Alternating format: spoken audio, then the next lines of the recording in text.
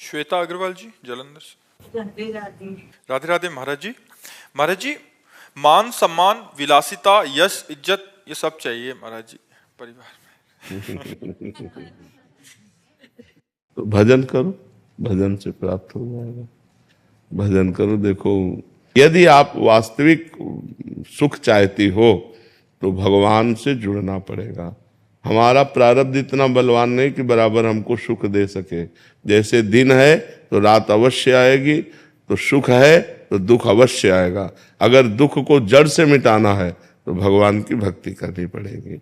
एक छोटा सा बालक ध्रुव 6 महीने में भगवान को रिझा लेता है और चक्रवर्ती सम्राट पद और भगवान का परम पद ये सब कुछ प्राप्त कर लेता है। तो बिना भगवान से जुड़े मन की कामनाएं पूर्ण तो होंगी नहीं। ऐसे ही तो नहीं हो जाएंगी ना। अगर हमें 500 रुपया चाहिए तो चाहे लेबरी करना पड़ेगा कि नहीं करना पड़ेगा। पूरा जीवन जो भगवान के मार्ग में लगाया गया, जो तपस्या की गई, तो उसका डबल परिणाम होता है। एक तो होता है लौकिक सुख और एक होता है पारलौकिक सुख। यहाँ भी सुख मिलेगा और वहां भी। ई परलोक सकल सुख पावत मेरी सो भैया कृष्ण गुण संचु। यदि भगवान का भजन नहीं करोगे तो देखो, सुदामा जी मांग के खाते थे, कई दिन भोजन नहीं मिलता था, और जब भगवान की नजर हो गई तो सुदामापुरी बस गई। जैसे द्वारिकापुरी ऐसे सुदामापुरी बस गई। तो यदि सम्मान मान तो विलासिता अगर है तो भगवान से है, क्योंकि उन्हीं का सारा वैभव है। अगर उनसे नहीं है तो वो विलासिता नरक ले जाने वाली है। सर आप मांस पे विचार करो, नरक जाओ, है कि नहीं। धन बढ़ा तो और क्या होगा, यही होगा। विलासिता में अगर भगवान से जुड़े नहीं, पूर्व पुण्य तपस्या के बल से धन वैभव आ गया तो इस समय यही भी भोग सुहाएगा। तो इसलिए हमें लगता है सही विलासिता प्राप्त करने के लिए भगवान का भजन अनिवार्य। भगवान का भजन करते हो, कहोगी हाँ। अगर सही माने में भगवान का भजन होने लगे तो इनसे घृणा हो जाएगी। जो आप चीज कहते हो, विलासिता से घृणा हो जाएगी। तो विलासिता का अगर सही भाव प्राप्त करना है तो लक्ष्मीपति भगवान है, अनंत वैभव, अनंत ब्रह्मांडों का वैभव। तो भगवान की आराधना करो और वो दे, तब आनंद आएगा। क्यों? अच्छा, विलासिता कितने दिन टिकेगी जब शरीर टिकाऊ नहीं। जब शरीर विनाशी है तो विलासिता कितने दिन चलेगी। इसलिए अविनाशी भगवान का भजन कर लो और दुख सुख जैसा है उसको सह लो, तो परलोक बन जाएगा। परलोक यहाँ का सब टिकाऊ नहीं है। विलासिता यहाँ का सुख टिकाऊ नहीं। काफी सुख तो भोग ही लिए। अब आपसे पूछे आपके पास क्या है, आप सोचो आपके पास क्या है, अनुभव क्या है। कुछ अनुभव नहीं है। बस उसी की चाह है जिसका कोई अनुभव नहीं है। उसी की चाह है जो कोई टिकाऊ नहीं। अरबों बैंक में आपके जमा हो और आप मर जाओगे तो 1 रुपया जाएगा क्या आपके पास? यार बेकार है, कमा के रखो। अरबों तुम्हारे काम में तो नहीं आए। इतना व्यवहार, इतना पद प्रतिष्ठा, यदि परलोक के लिए तुमने भजन नहीं किया तो यहां से जब जाओगे तो न तुम्हारी पढ़ाई जाएगी, न तुम्हारी प्रतिष्ठा जाएगी, न तुम्हारी गाड़ी जाएगी, न तुम्हारे मित्र जाएंगे, न तुम्हारा बैंक बैलेंस जाएगा। अब अगला जन्म पता नहीं इसकी कौन सा जन्म हो। इसलिए हमको चाहिए कि मनुष्य जीवन में ऐसे आचरण करें कि पाप ना हो, और ऐसे आचरण करें कि हमें भगवान की प्रसन्नता मिल जाए, हमारा अगला जन्म ठीक बन जाए। तो खूब नाम जप करो, सत्संग सुनो, शास्त्रों का स्वाध्याय करो और पवित्र आचरण करो। मांस मदिरा व्यभिचार गंदी बातें इनसे बचो तो सब मंगल हो जाएगा। तभी सब मंगल हो जाएगा। डॉक्टर शिल्पा जी। श्री हरिवंश। महाराज जी, आपके चरणों में कोटि कोटि प्रणाम। महाराज जी, क्या हमारे जीवन में जो भी सब होता है वो पूर्व कर्मों के फल से प्रारब्ध द्वारा निर्धारित होता है? हाँ, सुख दुख, उन्नति अवनति, जय पराजय, ये प्रारब्ध के अनुसार है। लेकिन क्रियमाण के द्वारा हम प्रारब्ध को रौंद सकते हैं। क्रियमाण माने होता है नया कर्म। नया कर्म भगवत भक्ति, भगवत अनुष्ठान, शास्त्रों का स्वाध्याय, परोपकार, तीर्थों का अवगाहन, इन पवित्र कार्यों के द्वारा हम आती हुई असफलता को बदल सकते हैं सफलता में। नहीं तो जितना भी दुख सुख है वो प्रारब्ध के अधीन, पूर्व जन्म का किया हुआ कर्म ही जो शुभ और अशुभ कर्म है वो हमारे निर्माण का हेतु हुआ इस शरीर के। तो जब तक ये शरीर नष्ट नहीं हो जाएगा तब तक दोनों अपना प्रभाव दिखाते रहेंगे, समय समय पर सुख और दुख, पाप का फल दुख और पुण्य का फल सुख।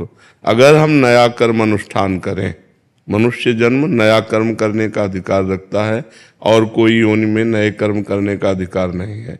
तो अगर हम नया कर्म करें, जैसे देवी जी का अनुष्ठान करें, दुर्गा सप्तशती, भगवान शंकर जी का अनुष्ठान करें, भगवान हरि का अनुष्ठान करें, गोपाल शास्त्र नाम, विष्णु शास्त्र नाम और यजुर्वेद के द्वारा मंत्रों का अनुष्ठान, तो इसके द्वारा हम अनुष्ठानों के द्वारा अपने प्रारब्ध को बदल सकते हैं। अब आजकल कोई भक्ति या अनुष्ठान में लग नहीं रहा, केवल आधुनिकता ही आधुनिकता। तो पूर्व कर्म के अनुसार सफलता या असफलता प्राप्त होती, तो सफलता प्राप्त हुई तो हर्षित हुआ, असफलता प्राप्त हुई तो शोकित हुआ, लेकिन उसकी सफलता ज्यादा दिन टिकती नहीं है, क्योंकि नया कुछ है नहीं। तो पुराना जितना हिसाब है उतना वो भोग लेगा, और नए में जो कर्म कर रहा है उसमें पवित्रता कम होती है, अपवित्रता ज्यादा होती है, मनमानी आचरण, अपवित्र आचरण होते हैं, तो उसके द्वारा कोई लाभ मिलना नहीं, अब उसका अगला जन्म भी बिगड़ गया। तो इसलिए हमें लगता है मनुष्य जन्म में सुख और दुख को सहकर भगवत भक्ति का अनुष्ठान करते हुए हम पूर्व को भी गिरा सकते हैं और आगे का भी संभाल सकते हैं। तो आगे का संभालना और पूर्व का बिगाड़ना, जो पूर्व के गंदे आचरण किए हुए फल हमारे सामने आ रहे हैं, उनसे लड़ने की सामर्थ्य ये अध्यात्म के द्वारा ही प्राप्त होगी। तो अध्यात्म को स्वीकार करना चाहिए, नाम जप करना चाहिए, सत्संग सुनना चाहिए, शास्त्रों का स्वाध्याय करना चाहिए और गलत आचरणों से बचना चाहिए। ईश्वर चंद जी बिहार से। बिहार में। श्री हरिवंश महाराज जी, महाराज जी आपके चरणों में कोटि कोटि प्रणाम। महाराज जी आपके आशीर्वाद से नाम का महत्व समझने लगा हूँ, सुना या पढ़ा था पहले भी, पर समझा अभी हूँ आपकी कृपा से। महाराज जी प्रश्न है कि विचारधारा और जीवन शैली के इस परिपक्व स्तर में पहुंचकर ग्रस्त जीवन जीते हुए संसार रूपी तालाब के राग द्वेष लोभ मद मोह मत्सर रूपी जल से स्वयं को कैसे अछूता रखूं, जबकि अभी तक इसी में अटका डूबा हुआ हूँ। महाराज जी जब आपको ये ज्ञान है कि ये राग है, ये द्वेष है, ये छल है, ये कपट है, तो उसके त्याग की सामर्थ्य भी तो है ना। ज्ञान में सामर्थ्य भी होती है। जब हमको पता है कि राग है, इसमें बंद करके जन्म मृत्यु के चक्कर में फंसा जाता है, राग से ही द्वेष उत्पन्न होता है, तो हम भगवान नाम जप करते हुए राग द्वेष रहित क्यों नहीं होते? होना तो आपको ही पड़ेगा। हम इसे पकड़े, अब हमें कोई छुटावे? तो ये थोड़ी हमें पकड़े, हमने पकड़ा है। ऐसे ही राग हमने किया है, कोई हमसे राग कर रहा है क्या? हम राग किए हुए हैं, हम ही द्वेष कर रहे हैं, हम ही बंधे हुए हैं, और हम ही कह रहे हैं हम ही बंधे हुए हैं, कोई छुड़ा दे। एक संत ऐसे आम के पेड़ को कस के पकड़ लिया, एक राजा से कहा मुझे छुड़ा दो, आप बहुत बलशाली हो। तो हंसने लगे, महाराज आपने पकड़ा है, आप ही छोड़ो। तो बोले हाँ, इस माया को तू ही पकड़े, तेरे को ही छोड़ना पड़ेगा। कहीं माया नहीं पकड़े, कहाँ पकड़े हमें बता? ये माया रूपी शरीर है, इसी को मैं मान लिया, इसी से राग द्वेष होने लगे। अगर हम प्रशांत आत्मा राग द्वेष रहित हो जाए तो अभी अंतःकरण शांत हो जाए। अंतःकरण में जो चिंता भय शोक है ना, प्रशांत आत्मा विगत भीर ब्रह्मचारी व्रति स्थित है, जो अपनी हर इंद्री को ब्रह्मचर्य से रखता है, राग द्वेष रहित अंतःकरण है, जो भय रहित है, वो परमात्मा को प्राप्त है। तो परमात्मा को यदि प्राप्त करना है तो नाम जपते हुए हमको राग द्वेष रहित होना, अपने हृदय को शांत रखना है। यहाँ सब इंद्रजाल है, माया का छल कपट चल रहा है। भगवान को देखो तो कहीं कुछ नहीं है, भगवान को नहीं देखा तो सब माया ही माया है। दो ही हैं, एक भगवान की माया। माया का त्रिगुण रूप है, सतोगुण रजोगुण तमोगुण, उसी का प्रभाव चलता रहता है। तो हमें चाहिए कि भगवान नाम जप के प्रभाव से हम राग द्वेष रहित स्वयं हो। सामने में जब हम भगवान देखकर बर्ताव करेंगे तो राग द्वेष नहीं होगा। अपने भगवान से हम द्वेष करेंगे क्या? और सामने भगवान है तो प्रेम होगा, राग नहीं होगा। राग बंधन कारक है, राग द्वंद्व के अंतर्गत आता है। राग का द्वंद्व द्वेष है। जैसे जय का पराजय है, मान का अपमान, तो राग का द्वेष है। तो राग द्वेष रहित, मान प्रतिष्ठा की भावना रहित जो हृदय होता है वो शांत होता है। जो भगवान से चित्त को जोड़े होता है वो भय रहित होता है। भय, मैं शरीर हूं, ये जितना भाव दृढ़ रहेगा उतना भय होता रहेगा। और भगवान मेरे हैं, ये भाव जितना दृढ़ होगा उतने निर्भय होते चले जाओगे। और हर इंद्री का ब्रह्मचर्य चाहिए, हर इंद्री का ब्रह्मचर्य, तब वो भगवान को प्राप्त होता है, तब उसे भगवदानंद की प्राप्ति होती है। शब्द, स्पर्श, रूप, रस, गंध, 5 ज्ञानेंद्रियों के द्वारा जो भोगा जाता है, ये शास्त्र धर्म युक्त भोगा जाए और खूब नाम जप किया जाए तो भगवान की प्राप्ति हो जाए। पर यहाँ तो मनमानी सब चल रहा है, शास्त्र के अनुसार कहाँ चल रहा है। तस्मात् शास्त्रम प्रमाणम ते कार्याकार्यो व्यवस्थितो, कार्य और अकार्य की जो शास्त्र ने व्यवस्था की कौन मान रहा है। जो मान रहा है वो आनंद को प्राप्त हो रहा है, जो नहीं मान रहा है वो चिंता भय शोक को प्राप्त हो रहा है। इसलिए छूटना हम ही को है, अपने द्वारा अपना उद्धार करना है। कोई अपना उद्धार नहीं कर सकता, कोई दूसरा अपना उद्धार नहीं कर सकता, अपने द्वारा अपना उद्धार करना है। हम जो सुना, हम जो पढ़ा, उसे अपने जीवन में उतारे और खूब नाम जप करें, भगवान की प्राप्ति हो जाएगी। समझ पा रहे हैं आप जी? केशा जी, भावसार से। राधे राधे गुरुजी। गुरुजी, मैं सूरत से आई हूँ। मैं पेशे से मनोचिकित्सक हूँ। जो लोग डिप्रेशन, डरना, मन उदास, अकेलापन के साथ मन बुद्धि लोगों का उपचार करती हूँ। अपने सेशन में कई बार आपके सत्संग में सुनी बातों को भी बताती हूँ, जैसे जल्दी उठना, साफ सफाई, ध्यान रखना, ऐसी बातों को। महाराज जी, क्योंकि अधिकतर लोग आत्महत्या के लिए विचार करते हैं, दिन भर ऐसी नकारात्मकता भरी जब अधिक पाप हो जाता है, अधिक पापाचरण हो जाता है, तो शरीर नष्ट करने के लिए स्वयं ही प्रेरित कर देता है मन। ये जो आत्महत्या है ये अधिक पाप का कारण है।